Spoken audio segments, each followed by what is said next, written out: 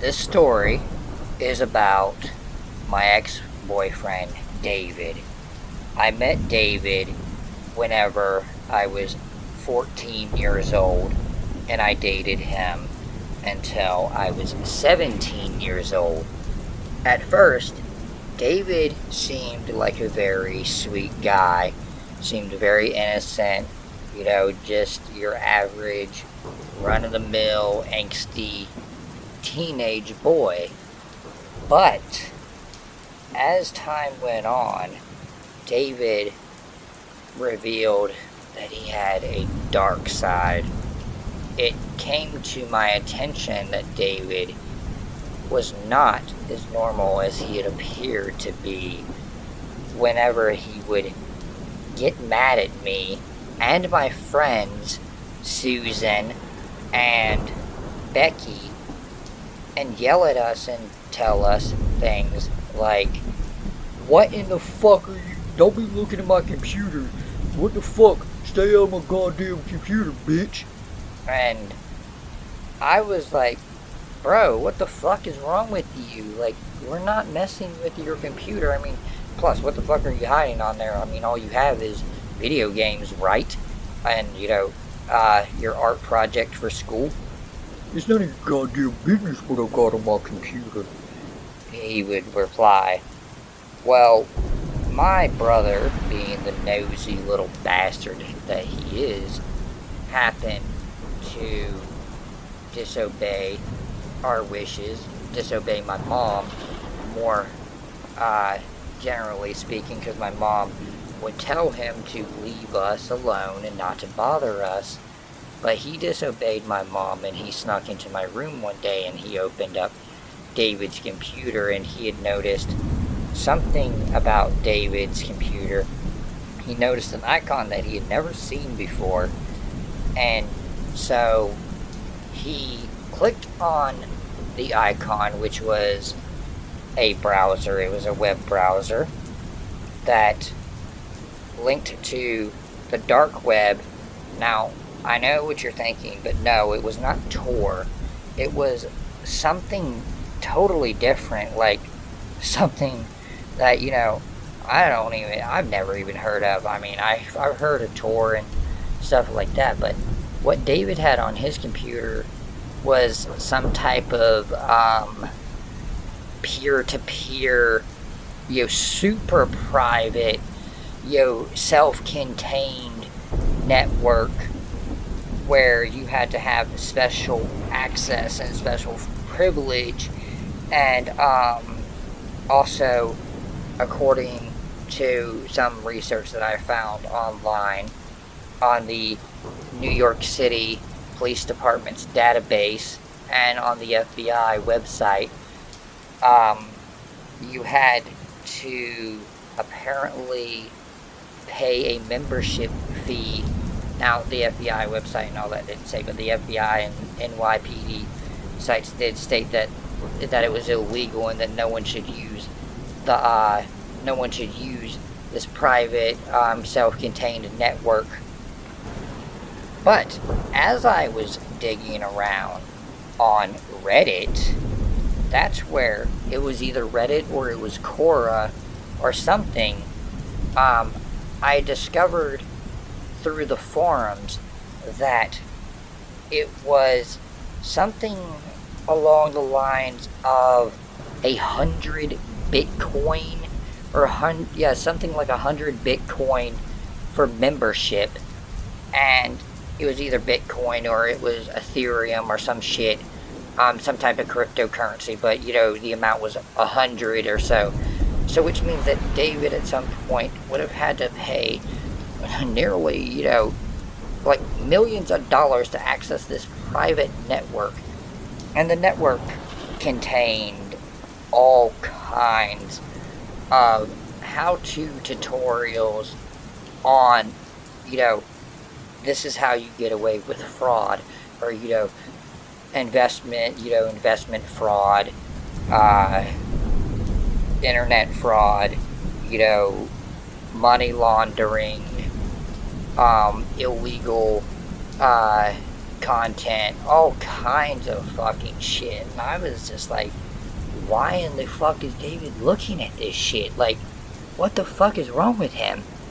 And then, I discovered something that I really, really wish that I hadn't discovered on his computer.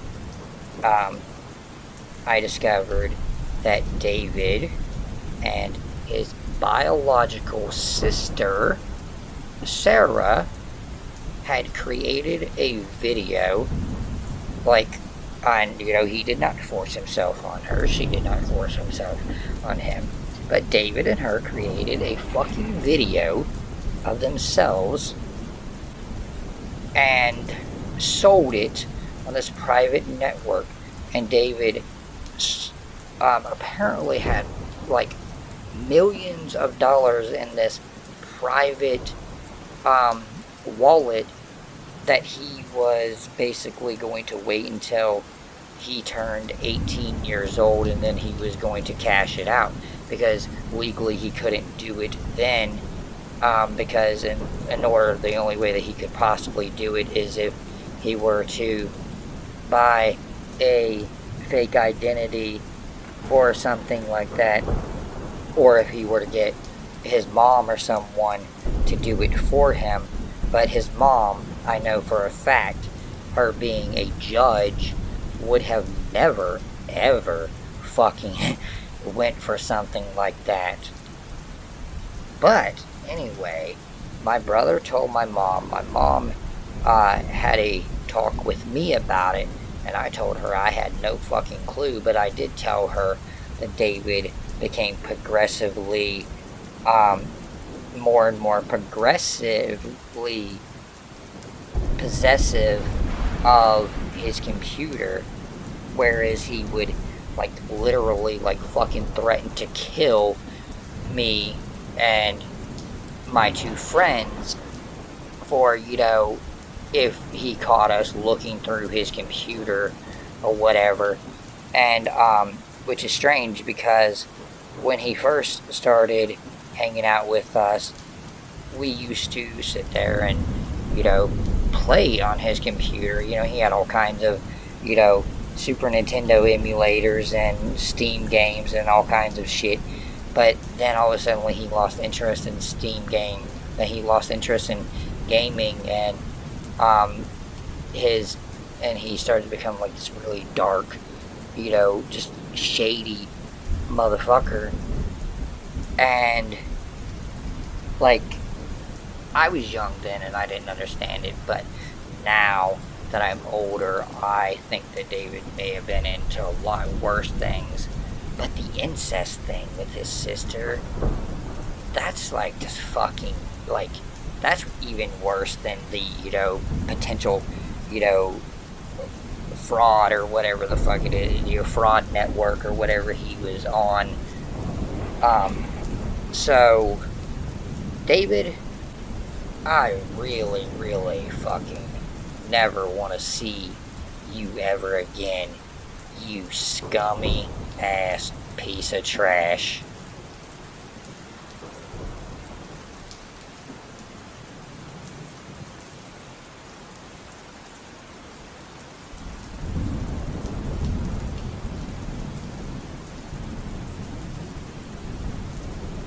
This happened about 2 years ago.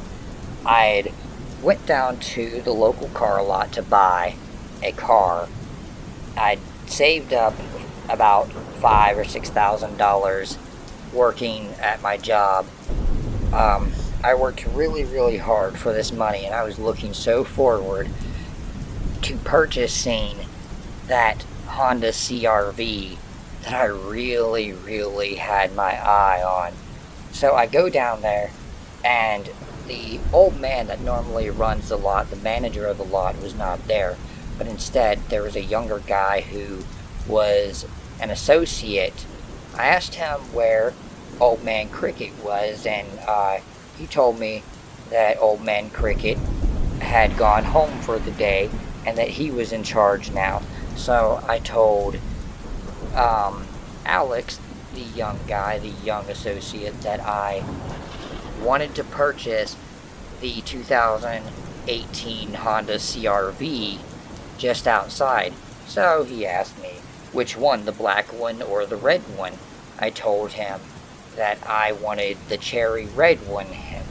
And so he looks out the window, and then he tells me, well, that one's kind of expensive. Are you sure that you don't want the black one? I froze for a minute, and I was like, what the fuck are you, like, what do you mean? Like, I said I wanted the cherry red car. Give me the cherry red car, you fucking idiot. I don't care how expensive it is. I know what the fucking price of it is. I have the money for it. Well, you know, the thing is I can't sell you that car unless, you know, you do something for me. If you're talking about what I think you're talking about, I will get on my phone right now and I will call the fucking cops, and then I will call Old Man Cricket and tell him. After I told this associate this, the associate lunged at me, grabbed me by my arm, and wrung my arm really fucking hard, like almost jerking me up on my tippy toes, and slammed the office door. And then he dragged me back to the fax room, and he told me to get down on my knees and do exactly as I am told, because if I don't, then he was going to break my fucking jaw. And I was so absolutely scared. Thankfully, I had also brought my friend Stephanie. Stephanie tends to be an impatient ass woman, and well, Stephanie had just apparently ran out of Newports, and so she comes banging on the fucking office door, and she's all calling my name, and she's like, hey bitch, hurry up, come on, bitch, I need to go to the store to buy cigarettes, what the fuck you in there doing? So Alex told me to go calmly enter the door, but not to reveal anything that's going on. Tell him that we're signing paperwork. So I went to the door, and I unlocked the door, and my friend started, bitching about how she needed cigarettes because she was out, and I just ran out the fucking door, and I told her, let's get the fuck out of here, and that the fucking associate in there, I think that he was going to try and sexually assault me, and I want to get the fuck out of here, and we need to go to Old Man Cricket's house. She tells me, I don't know where Old Man Cricket lives. He lives right down the road. Let's go down there. But first of all, we need to call the police and tell them. So Alex was arrested for sexual misconduct. I really tried to push for sexual battery, but they said that since he actually didn't, do anything to me, he didn't penetrate me with his fingers or, or his penis or anything, they said that they couldn't charge him with sexual battery, but they charged him with sexual misconduct, which makes no fucking sense to me, honestly. Like, I hate the state that I live in. I think that at the time I was living in Georgia when this happened. Anyway, I really hope that Alex, if he hasn't gotten what he deserves yet, I really hope that he does get what he deserves one day. I never seen him ever again after that, and after I also had informed Old Man Cricket. Old Man Cricket told me that I was a lying little whore and to never come back down to his place of business ever again, which is unfortunate because, Old Man Cricket was, a legend in the neighborhood, and like, he always seemed like a sweet guy. Of course, that's what all the old folks in town said, but then he did that, and, also they claim that Old Man Cricket, was very respectful towards women. Well, he wasn't very respectful towards me, but some people say that it's because Old Man Cricket's Alzheimer's had kicked in and he had forgotten everything that he had used to be, which, if that's true, then that's kind of unfortunate, and I feel bad for him because Alzheimer's is a very, serious thing, and it's not something to joke about,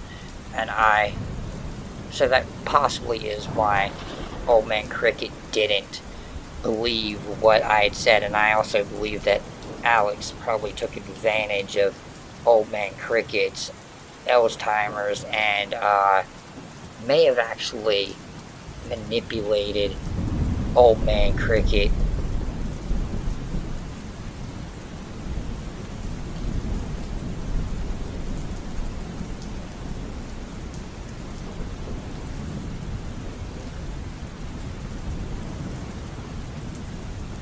Hi, I used to run a YouTube channel, a health and beauty YouTube channel, back a few years ago, but I had to quit. I also shut down my channel, and now I live a mostly private life. After something had happened, apparently one of my early subscribers, if I remember correctly, I don't remember his username, but one of my early subscribers, back when I only had 5 or 6 subscribers, who would comment all the time on everything about how beautiful I was, and how I had helped her, all of this shit. Well, as it turns out, her was not actually a her, but her was a him, and it was a very disturbed 25, 26-year-old male that used to watch my videos just to look at me. I remember one time that I had started dating this guy that I had met on Match.com, and I introduced him on my channel, and this subscriber actually threw a fucking fit and cussed me out and said that I was a dirty bitch and that I should break up with him, and also threatened to kill the guy. Even somehow found out my email address, even though I had never shared my email address. He found my email address, found out what my real name was, and also found out what my cell phone number was, and he called my cell phone, and he told me that if I did not break up with my boyfriend, that he would drive to Louisiana, into the little podunk town that I live in, and he would brutally murder my boyfriend.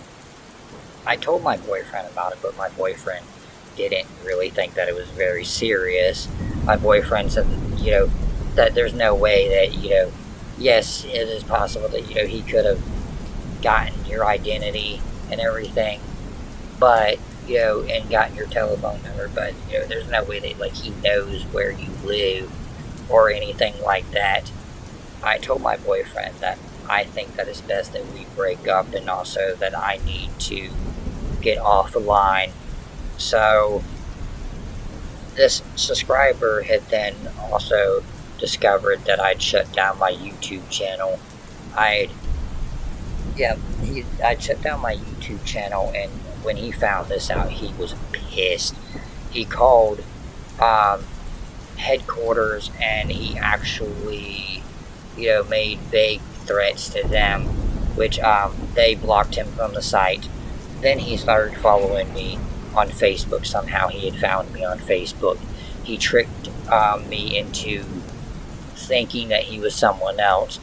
I thought that he was a old friend of mine from middle school, a girl that I went to middle school with, that I was on the cheerleading team with, and also that I played volleyball with. On the volleyball team, a girl named Brittany. Well, it turned out that he was actually dating Brittany, and Brittany and he had actually hacked Brittany's email and password and got into her account, and he lured me into a false sense of security by pretending to be Brittany. I really, really wish that it would have been Brittany. I only found out that it wasn't Brittany whenever Brittany's younger brother, Michael, had messaged me and asked me if I had talked to Brittany lately. And I told him, yeah, I've been talking to her all the time. I've been talking to her for the past 3 weeks or so. He asked me if I would ask her if she would come and pick him up from his friend's house in the next town over. So I messaged Brittany back and I told her that your little brother wanted to know that you would go and pick him up. And the response that I got was, I'm busy right now, why doesn't he get Mom to do it? I told her little brother what the response was, and her little brother said that there's something fishy about that because that makes no goddamn sense. Brittany knows that Mom has been dead for 3 years. And then that's when her little brother informed me that he thinks that his sister's account may have been hacked, because he told me that he didn't actually need a ride, because he said that he'd actually tried to message her earlier, and the responses that he got didn't make any fucking sense. He told me that he doesn't know who hacked her account, but he has a suspicion that it was probably her new boyfriend. I asked her who her new boyfriend was, and lo and fucking behold, it was the subscriber guy that had called and threatened to kill me, and the guy that caused me to shut down my beauty channel and everything, and just basically ruined my entire life and career. He told me, then he revealed his identity. He called me from Facebook Messenger, and I heard a male voice come on, and he told me, I know your exact address, and I am going to come up there to your house tonight. You ain't gonna know what time I'm going to come, but I'm going to come up there, and God forbid if there is anyone else in that house, because if they are, they'll suffer too. I don't care if it's your mom, your little sister, your cousin, your dog, your cat, your lizard, whatever the fuck, whoever else is there, I will make them suffer as well. You are going to give me what I want.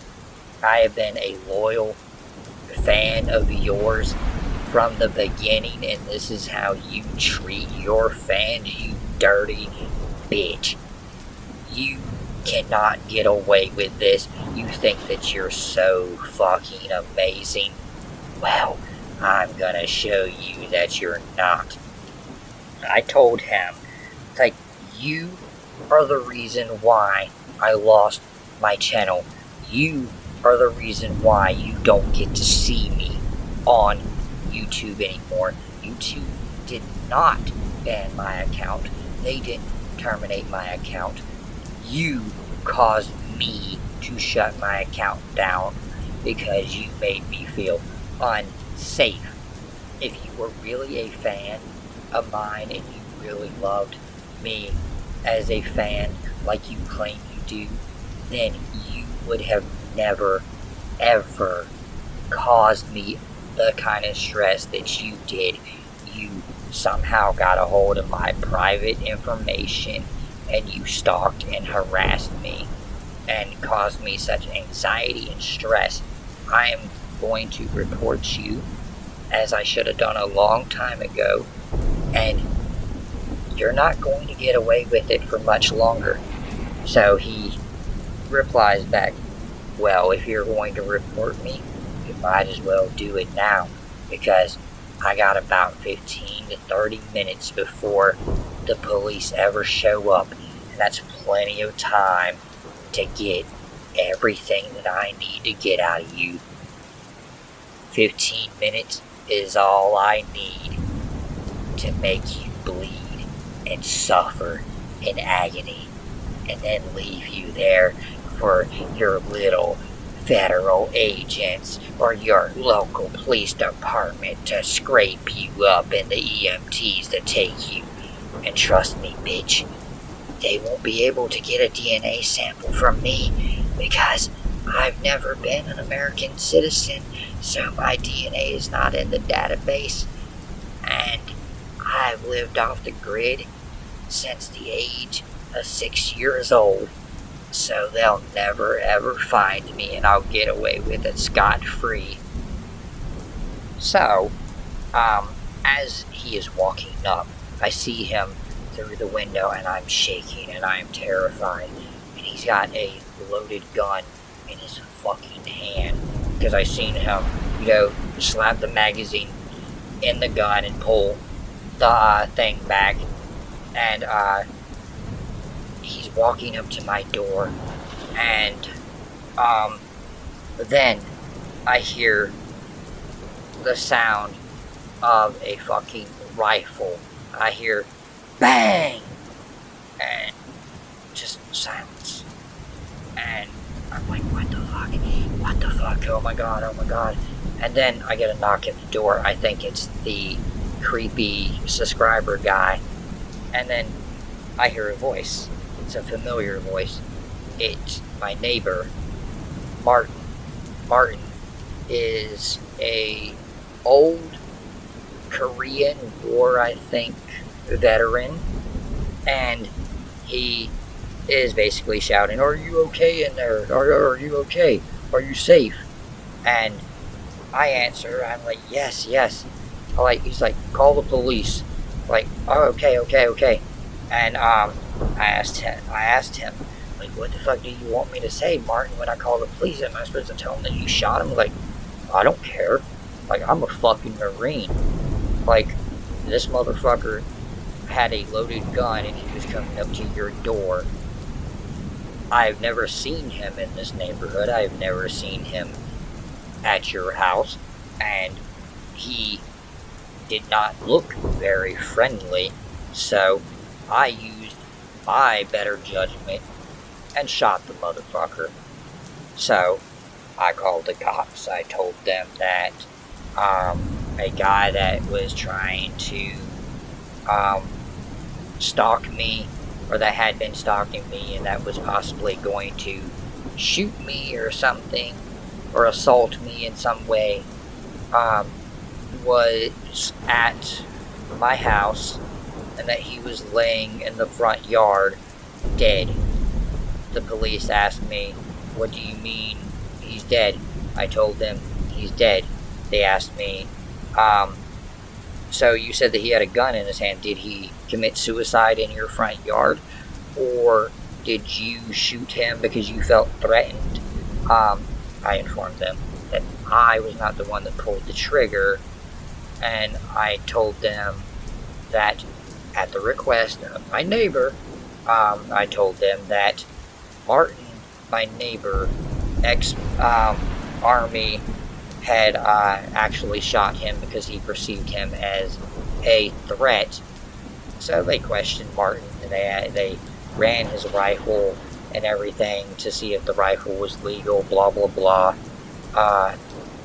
Martin didn't end up facing charges or anything. The jury determined that he was not guilty of murder or anything. They said that he was protecting me. But it's just so crazy that I just wanted to do beauty tutorials online, and my whole life ended up like this instead. I did not ever expect this.